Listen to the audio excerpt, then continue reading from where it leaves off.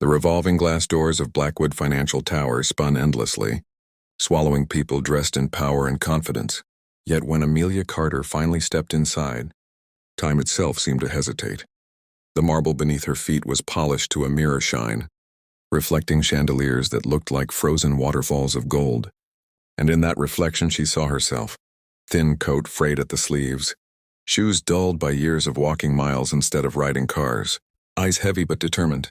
She tightened her grip on the brown envelope in her hand, its edges worn, its weight far heavier than paper should be.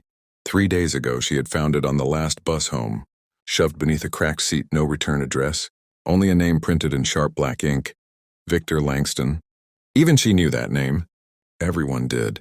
Billionaire, tycoon, oh, man who bought companies the way others bought coffee, a man who laughed on television while people lost their jobs. Yet the envelope hadn't felt like money to her. It had felt like responsibility.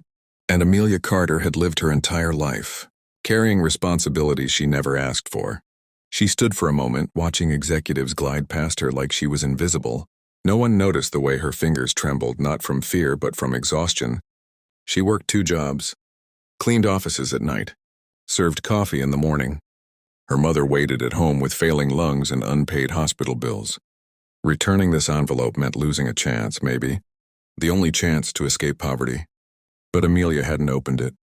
She hadn't even peeked. Some lines once crossed could never be uncrossed, and she had promised herself she would never become the kind of person who took what wasn't hers. At the security gate, a tall guard eyed her suspiciously. "Purpose of visit?" he asked flatly.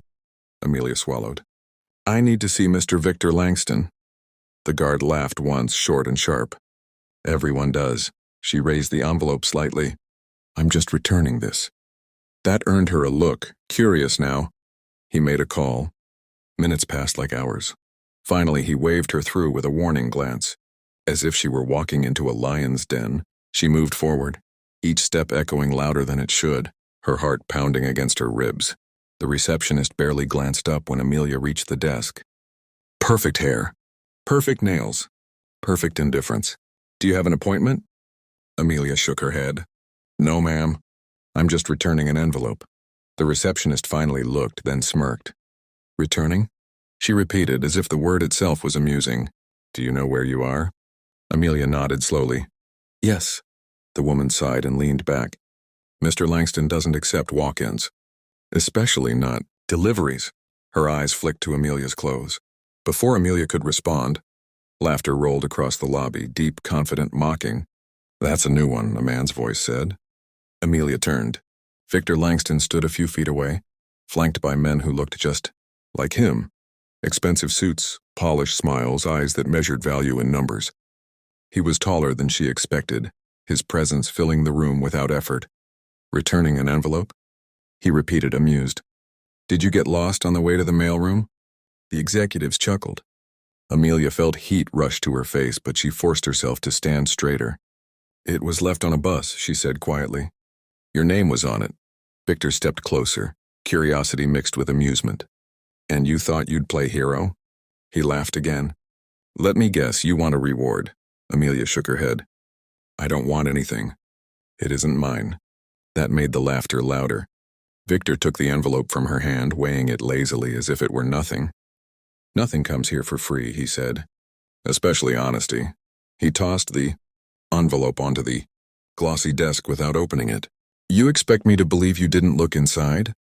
Amelia met his eyes, her voice steady despite the storm inside her chest. "I expect nothing. I just did what was right." For a split second, something flickered in Victor's eyes.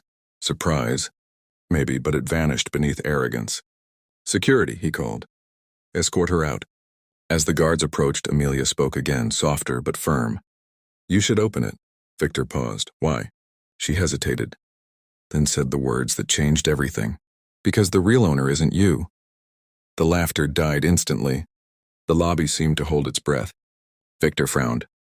"What did you say?" Before she could answer, a soft chime echoed behind them.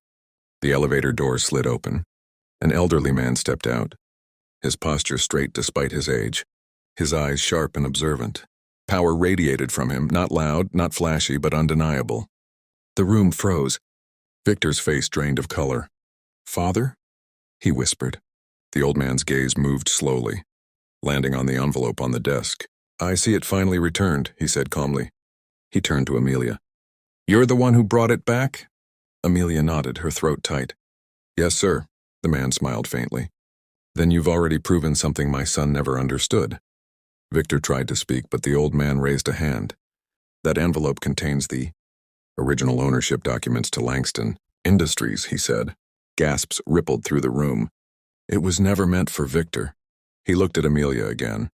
"It was a test." Victor's voice shook. "You're trusting her?" The reply was quiet and devastating.